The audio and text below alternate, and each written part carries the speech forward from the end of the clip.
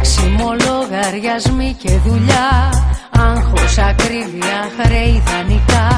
Πάντοτε συνοστισμός μες στο τραμ και πάντα εκεί το κινητό χτυπά να μαγειρεύσεις το